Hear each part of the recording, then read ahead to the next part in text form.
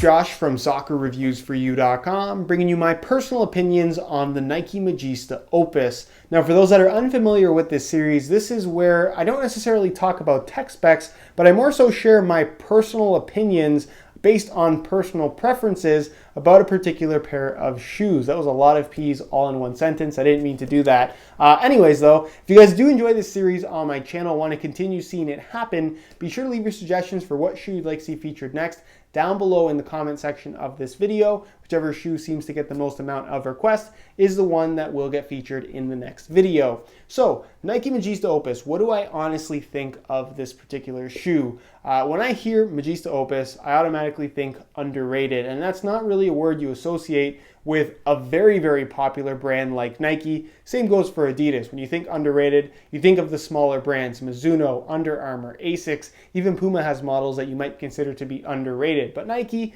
not so much. The Magista Opus, though, is definitely the most underrated top-end model currently on offer from this particular brand. Why is that? A lot of it has to do with Nike's marketing. It's kind of their fault. If you think about when this shoe first launched, it launched as kind of part of the new Magista line. And if you remember back on how Nike actually marketed the Magista line, they first introduced the Obra, which was the first Flyknit, first mid-cut shoe that Nike revealed to the world. People went absolutely insane, and all the marketing focus was on that revolutionary shoe. And understandably, that's what people wanted to see. When the Magista line actually launched, a lot of people were a little bit upset with Nike, especially fans of the CTR 360 line, because the CTR 360s were replaced by the Magistas, with the Maestri 3 being replaced by the Magista Obra. At least that's what a lot of people thought. But in reality, the Magista Obra is kind of its own new standalone thing. The direct replacement for the Maestri 3 is this shoe right here. And if you've watched any of my videos on the Magista Opus, you may have heard me say this is the true successor to the Maestri 3, the unofficial CTR 360 Maestri 4. And that's truly what it is. It combines a lot of elements that obviously did come in the Maestri line, mainly the Kangalite upper. And granted, the Kangalite upper has made some huge changes, especially coming from the Maestri 3. Kangalite, for those that don't know, is a synthetic material that was developed by Nike to mimic the natural feel of kangaroo leather. And early versions of the Maestri, I would say the Maestri 1, 2, and 3 actually, all gave you a leather-like sensation, but still while maintaining the benefits of a synthetic. It was a leather-type sensation, but with a twist. With the Magista Opus, they've definitely changed that. This is definitely not what I would consider to be a leather-like experience when you're actually playing in these things. They're a lot thinner than what we got from all the previous Maestri models, but you still get that slight padded sensation. It is as thin as you would want them to be while still maintaining a padded feel on the ball, if that makes any sense. So the Kangalite synthetic has all these cutouts running through the upper, which gives the shoe a very unique look. It ties it in with the appearance of the Obra as well, but it also gives it a very unique characteristic in terms of how it feels on your feet. They're very, very flexible. There's no restrictedness to the upper because of all these cutouts, and it also thins out what would otherwise be a relatively bulky Kangalite material as well. So that's the main reason why these feel a lot thinner in comparison to all the previous Maestri models that had solid Kangalite on the upper. Now, backing all the cutouts here in the actual upper itself is this performance mesh material, which is a thin layer of padded mesh. It acts as your liner as well. And again, it just maintains a fairly thin feel to the shoe itself, but it does have a padded sensation due to the padding of the mesh and the padding of the actual Kangalite. But because you only have two actual layers of material between your foot and the ball feel in general is very, very good. So if you're looking for something that is not too thick, not too thin, the Magista Opus is really that happy medium. Now, another element about the upper that I actually really like is the very fine texturing they put on here. It's like a very, very fine grit sandpaper. That's kind of the best way to describe it. That is just slightly rough to the touch. It's not a rubberized element, so it doesn't have that sticky feel to it. It's just a little bit of grip that you wouldn't otherwise have that feels pretty good on the ball. It's a lot more noticeable than you think it would be. It has the same lacing system, of course, as the CTR 360 lines before it did, which some people don't like, but I personally don't mind at all. And then, of course, one of the biggest differences coming from the Magista Obra is that this is not a mid-cut model. It's a standard low-cut shoe. like we've come to expect from pretty much every single brand that's recently changed, obviously with the Superfly, the Hypervenom Phantom 2, and the Magista Opus. So for me personally, I just feel more comfortable wearing a traditional cut versus the mid-cut models. That's not to say that I can't comfortably wear the mid-cut models from Nike, but given the option, I just prefer the standard cut. I'm more comfortable wearing it. Again, everyone has their own preferences when it comes to that kind of thing. The heel counter is very much the same as what you're going to find on the Magista Opus, which is really, really nice. But the sole plate, while looking very similar, is actually different. It's a thinner TPU plastic material that is a lot more flexible out of the box than what you're going to find with the Opus.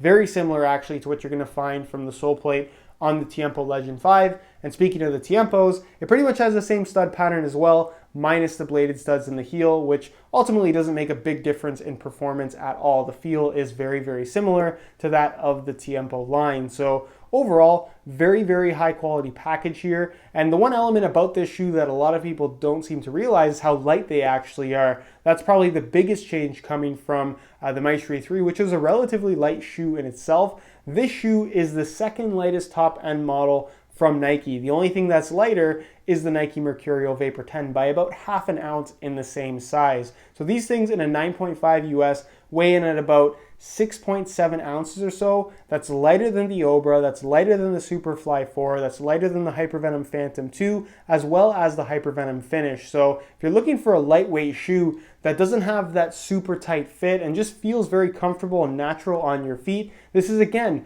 one of the better options that you can buy. The only thing that really comes close in terms of being as light and as comfortable is something like the Puma Evo Power 1.2. So really, really attractive option in terms of what's on offer here. That's not to say that there are any negatives though. The one thing that you have to keep in mind with this particular shoe is because of all these cutouts, it is just exposed mesh. It's going to let water in pretty quickly. If it's just raining and the field isn't overly wet, your feet are going to stay relatively dry. But if the field is absolutely soaked, and there's going to be water around the actual upper of the shoe, in high quantities, I guess is the best way to put it. Water will seep through that mesh and it will get inside the shoe. Your feet will get wet. It's just how this shoe is. So if you frequently play in wet weather and you don't like having wet feet, these may not be the best option for you. Another thing you have to keep in mind with this particular shoe is that there isn't much in the way of protection either, despite having a fairly padded touch on the ball. You just have all these cutouts across the entire upper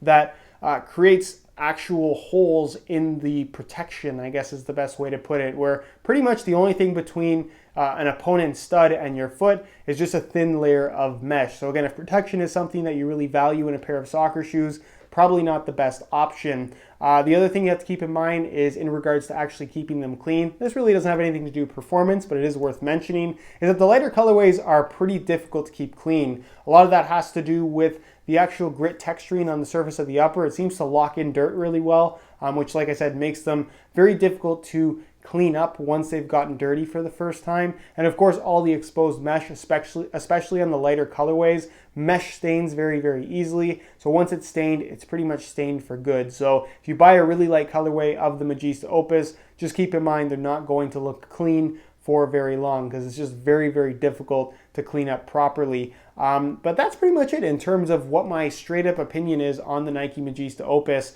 For those that will ask, I actually do prefer the Opus over the Magista Opus. And in terms of where this ranks amongst my favorite shoes from Nike, my personal favorite at the moment is the Nike Tiempo Legend 5. A lot of you guys probably already know that. But behind the Legend 5, the next shoe in line definitely is the Nike Magista Opus. Really big fan of what this shoe has to offer. And like I said, it truly is the most underrated top-end model from Nike. So that's pretty much it, guys. Let me know your opinions on the Magista Opus down below in the comment section of this video. Do you like it? Do you hate it? Why or why not? And of course, leave your suggestions for the next personal opinions video down below in the comment section as well. If you enjoyed today's video, found it helpful and informative, be sure to support it with a like. Subscribe if you haven't already for daily videos on all the latest and greatest soccer gear. You can find all my social media information down below in the description as well. If you guys want to check out my playtest video of the Opus, I'll actually leave an annotation on screen to that. And that's pretty much it, guys. Hope you enjoyed today's video. And as always, thanks for watching.